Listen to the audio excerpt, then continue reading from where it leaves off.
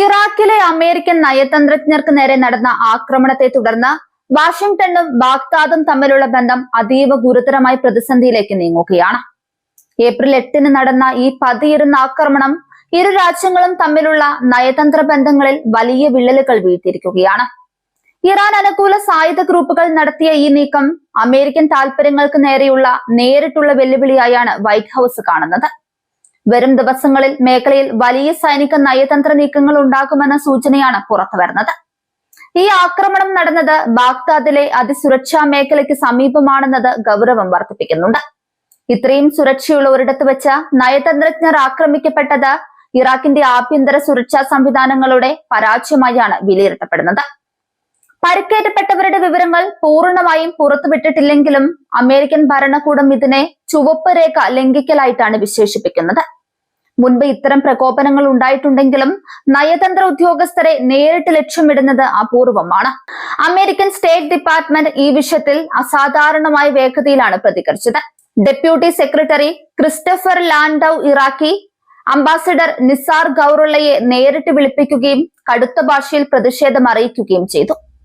ഭീകരവാദ ആക്രമണം എന്ന് വിശേഷിപ്പിക്കപ്പെട്ട ഈ സംഭവത്തിൽ ഇറാഖി സർക്കാരിന്റെ നിലപാടിനെ അമേരിക്ക ചോദ്യം ചെയ്യുന്നുണ്ട്.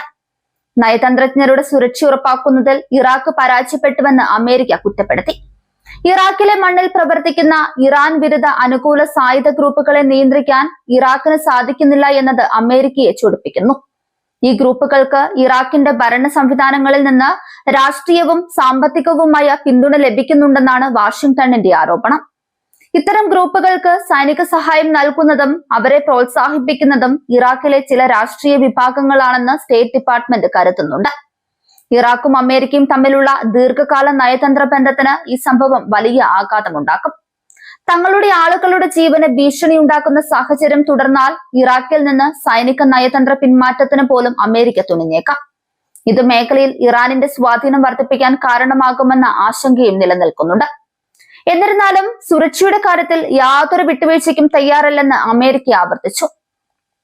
ഇറാൻ അനുകൂല മിലിഷ്യകൾ ഇറാഖിൽ നിരന്തരം ഇത്തരം ആക്രമണങ്ങൾ നടത്തുന്നത് അമേരിക്കയെ അവിടെ നിന്ന് തുരത്തുക എന്ന ലക്ഷ്യത്തോടെയാണ്. റീജിയണൽ പവർ ഗെയിമിലെ ഒരു പ്രധാന കരുവായാണ് ഇറാഖ് ഉപയോഗിക്കപ്പെടുന്നത്. ഇറാഖിന്റെ പരമാധികാരത്തെ മാനിക്കുന്നു എന്ന് പറയുമ്പോഴും അമേരിക്കൻ താൽപര്യങ്ങൾ സംരക്ഷിക്കപ്പെടണമെന്ന നിർബന്ധ ബുദ്ധി വാഷിംഗ്ടണിനുണ്ട്. ഈ സംഘർഷം പശ്ചിമേഷ്യയിലെ മുഴുവൻ രാഷ്ട്രീയ കാലാവസ്ഥയും പ്രക്ഷുബ്ധമാക്കുന്നു. ഇറാഖി അംബാസിഡറെ വിളിപ്പിച്ചത് കേവലം ഒരു ഔദ്യോഗിക നടപടിയല്ല, മറിച്ച് വലിയ പ്രത്യാഘാതങ്ങൾ ഉണ്ടാക്കുമെന്ന മുന്നറിയിപ്പാണ്. ഇറാഖിന്റെ സാമ്പത്തിക സഹായങ്ങളും സൈനിക സഹകരണങ്ങളും നിർത്തിവെക്കുമെന്ന് അമേരിക്ക ഭീഷണിപ്പെടുത്തുന്നുണ്ട്. ഗ്രൂപ്പുകൾക്കെതിരെ അടിയന്തര നടപടി സ്വീകരിക്കാൻ ഇറാഖി സർക്കാരിനുമേൽ വലിയ സമ്മർദ്ദമാണ് ഇപ്പോൾ ചെലുത്തപ്പെടുന്നത്. സായുധ സംഘങ്ങളെ നിഷ്ക്രിയമാക്കാൻ ഇറാഖ് തയ്യാറായില്ലെങ്കിൽ തങ്ങൾ നേരിട്ട് ഇടപെടുമെന്ന സൂചനയും അമേരിക്ക നൽകുന്നുണ്ട്. ഈ ആക്രമണത്തിന് പിന്നിൽ പ്രവർത്തിച്ചവർക്ക് ഇറാൻ റവല്യൂഷണറി ഗാർഡ് കോർപ്സുമായി അടുത്ത ബന്ധമുണ്ടെന്നാണ് റിപ്പോർട്ടുകൾ പറയുന്നത്. ഇത് പ്രശ്നത്തെ കൂടുതൽ സങ്കീർണമാക്കുന്നുണ്ട്. ഇറാഖിന്റെ മണ്ണുപയോഗിച്ച് ഇറാൻ പ്രോക്സി യുദ്ധം നടത്തുകയാണെന്ന് അമേരിക്ക വിശ്വസിക്കുന്നു. ഇതിനെതിരെ ശക്തമായ തിരിച്ചടി നൽകാൻ അമേരിക്കൻ സൈനിക വിഭാഗമായ പെന്റഗണും തയ്യാറെടുക്കുകയാണ്. ഏത് നിമിഷവും ഒരു സൈനിക നീക്കം ഉണ്ടായേക്കാം എന്ന ഭീതിയാണ് മേഖലയിലുള്ളത്.